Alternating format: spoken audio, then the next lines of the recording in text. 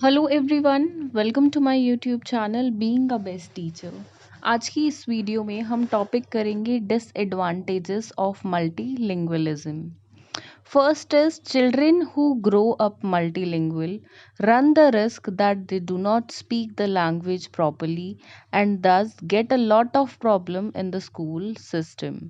देखिए, जो बच्चे बचपन से ही मल्टीलिंगुअल लैंग्वेजेस यानी कि दो या दो से ज़्यादा लैंग्वेजेस जिनको बचपन से ही सिखाई जाती है, तो ऐसे में बच्चे एक लैंग्वेज को दूसरी लैंग्वेज के साथ मिक्स कर दें, हौच-पौच कर दें, ऐसी संभावनाएं हो जाती हैं, जिसके कारण वो किसी भी एक लैंग्वेज को प्रॉपर्ली नहीं बोल पाते हैं।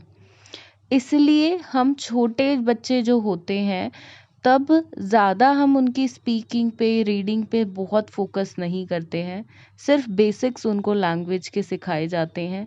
और देखिए, जो आपकी थर्ड लैंग्वेज आती है, थ्री लैंग्वेज फ़ॉर्मूला जो एनसीएफ 2005 में स्कूल लाइफ़ में बोला गया था कि हर बच्चे को थ्री लैंग्वेजेस अपनी स्कूल लाइफ़ में सीखनी है। जो थर्ड लैंग्वेज इंट्रोड्यूस होती है, वो क्लास 6th से होती है। यंग चिल्ड्रन को हम वो नहीं इंट्रोड्यूस कराते हैं। ऐसा इसलिए ताकि बच्चों की लैंग्वेज मिक्सअप ना हो। बट स्टिल इंग्लिश हिंदी को साथ में पढ़ाया जाता है स्कूल्स में।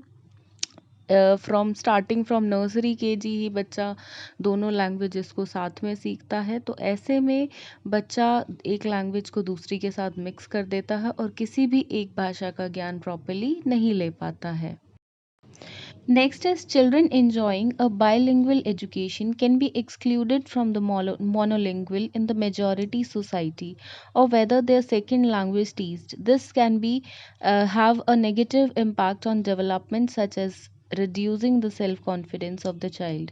देखिए, एक एग्जाम्पल से इस पॉइंट को मैं आपको समझाती हूँ कि सपोज़ एक सोसाइटी है और वहाँ पे अधिकतर बच्चे मोनोलिंगुअल है, मतलब उनको वहाँ के बच्चों को सिर्फ एक ही लैंग्वेज आती है। ऐसी एरियाज़ में, ऐसी सोसाइटीज़ में अगर कोई एक बच्चा, उसको एक से अधिक लैंग्वेजेस आती हैं, वो बायलिंगुअल है, सपोज़ उसको 2 लैंग्वेजेस आती हैं, तो सोसाइटी ऐसे बच्चों को नहीं एक्सेप्ट करती है। क्यों? क्योंकि उनको लगता है वो बच्चा उनकी परंपरा के बाहर जा रहा है, जो उनकी रीजनल लैंग्वेज है उसके अलावा और कुछ सीख रहा है, तो परंपरा तोड़ रहा है, उनका कल्चर फॉलो नहीं कर रहा है, और कुछ भी रीजंस होते हैं जिसकी वजह से मोनोलिंगुअल सोसाइटीज़ में बायलिंगुअल्स को एक्सेप्ट नहीं किया जाता है, जिसके कारण बच्चे में सेल्फ कॉन्फिडेंस, देखिए, बहुत बच्चा नकारात्मक हो जाता है, प्लस सेल्फ कॉन्फिडेंस उसका लूज हो जाता है, कम हो जाता है। Next point is language problem in children, whether natural or physical difficulties with pronunciation or grammar can be even more difficult to resolve for multilingual children growing up, as they must be corrected in part in any languages। देखिए, अगर कोई बच्चा, उसको speech problem है, like वो pronunciation की कोई problem है या ग्रामर को अंडरस्टैंड करने की डिफ़िकल्टी आ रही है, चाहे वो उसमें नेचुरली हो, फिज़िकली हो, या समय के साथ उसमें डेवलप हो गई हो। फॉर एग्ज़ाम्पल, देखिए, कुछ लोग श को स बोलते हैं। आपने हिंदी में नोटिस किया होगा, वो लोग श नहीं बोल पाते हैं। लाइक अगर उसको एक नेम लेना है सुषमा, तो वो सुषमा बोलता है, ना कि सुषमा। तो ये बच्चों की प्रोनंसिएशन प्रॉब्लम हो जाती है। देखिए, ऐसे में आप बच्चे को एक लैंग्वेज ही ढंग से नहीं सिखा पा रहे हैं और आप उसको मल्टी लैंग्वेजेस सिखा रहे हैं, तो बच्चे को मल्टी लैंग्वेजेस की प्रोनंसिएशन, ग्रामर प्रॉपर्ली उसका ज्ञान लेने में डिफ़िकल्टी आ जाती है। तो ये कुछ डिसएडवांटेजेस हैं। एक डिसएडवांटेज ये भी हो सकता है कि बच्चा अपनी जो उसकी मदर टंग होती है उसको तो बचपन से देखिए उसको सीखता है। उसके बाद जब बच्चा सेकेंड लैंग्वेज सीखता है, उसमें बात करता है, तो उसकी जो मदर टंग होती है वो कहीं खो जाती है। वो घर पे उस लैंग्वेज का यूज़ करता है, बट उसको सोसाइटी के सामने उस लैंग्वेज का यूज़ नहीं कर सकता है। एग्ज़ाम्पल देती हूँ मैं आपको इसका।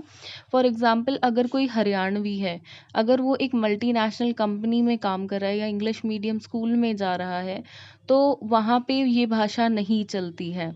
तो वहाँ पे बच्चा वो भाषा नहीं बोल रहा है, घर पे आके बोल रहा है, तो बट एक तरह से उसकी वो भाषा खो जाती है उसके दैनिक जीवन में। तो कहने का मतलब है कि हमें बच्चों को सेकेंडरी दूसरी लैंग्वेज सिखानी है, बट उसका इम्पैक्ट बच्चे पे ऐसा नहीं पड़ना चाहिए कि उसकी मदर टंग खो जाए। कई बार हमने देखा है कि इंग्लिश मीडियम स्कूल्स में हिंदी को अच्छा नहीं माना जाता है। बच्चे से बोला जाता है आप हिंदी में बिल्कुल ही बात नहीं करोगे स्कूल के अंदर। हाँ, बच्चे को इंग्लिश सिखाने के लिए ये अच्छा है, बट मदर टंग हम इंडियंस हैं और मदर टंग क्या है? हमारी सबकी हिंदी ही है। तो देखिए बहुत आवश्यक है कि बच्चे हिंदी को सीखें, हिंदी का ज्ञान प्रॉपर्ली बच्चों में हो। इंग्लिश की वजह से, उनकी सेकंड लैंग्वेजेस की वजह से हिंदी ना खोए, ऐसा नहीं करना है। इंग्लिश भी सिखानी है, पर मदर टंग को उतना ही, राष्ट्रभाषा को उतना ही महत्व देते हुए।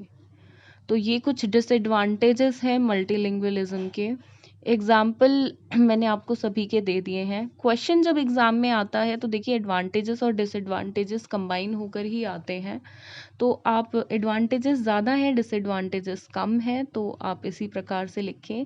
एग्जाम्पल्स खुद से पुट ऑन करें। देखिए एग्जाम्पल्स मैं अपने किसी भी नोट्स में नहीं देती हूँ, हल्का फुल्का अगर मैंने एक लाइन का एग्जाम्पल दे दिया, बट आप खुद से समझ के एग्जाम्पल अपने आप से फॉर्म करके लिखें, क्योंकि मेरे दिमाग में अगर 4 एग्जाम्पल हैं तो आपके में 10 होंगे।